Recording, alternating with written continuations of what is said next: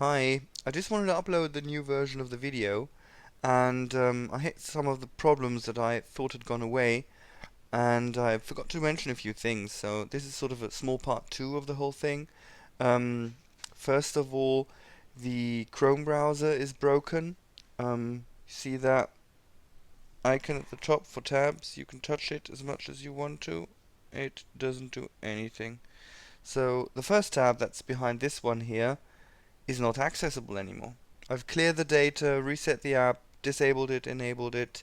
You can't uninstall it because it's a system app, or it's installed as a system app. So there are no ways to switch. There's no way to switch tabs. And there's another guy, I think he's Dutch actually, and he has the same problem too. So Chrome browser next to useless, and I don't know how to fix it. And the other thing what is really, really unnerving is in the YouTube app, which also comes pre-installed, so it's a system app. You can't uninstall it and install a real version or proper version or normal version from the store. The problem here is the subscriptions tab. As soon as you're logged in with your Google account, bam, it crashes.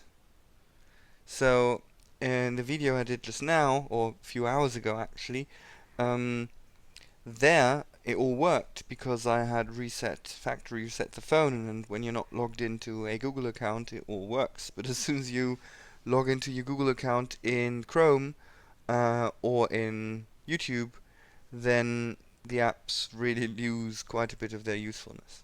Okay, so that's covered. Next thing that I forgot to mention is that this wonderful little micro USB port here supports OTG. So I've connected a pen drive, a USB pen drive of 32 gigabytes. That worked marvelously, and I could move data backwards and forwards. Tried a keyboard too. That works fine. I haven't tried something like a YubiKey or something yet, but I guess that'll work too. So that is really nice for the business usage of it, for some business use cases. A bit sad is the NFC, which is missing. There's no NFC on it. Don't know why so many manufacturers still don't put NFC into their devices. And the other thing that unnerves me a little bit, at least, is the fingerprint scanner itself, because at the IFA, when this was shown, um, the first devices had Android 5.1 in it, and in Android 6, a huge rework was done by Google. And there are new specifications on how to implement a fingerprint scanner and how to save those fingerprints safely.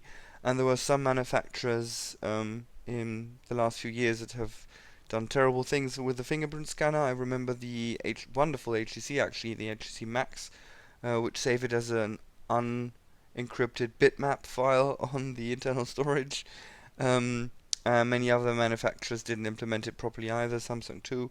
So as an iPhone user with my secondary device, I'm used to having the fingerprint saved in the secure enclave of the ARM processor, which is very safe.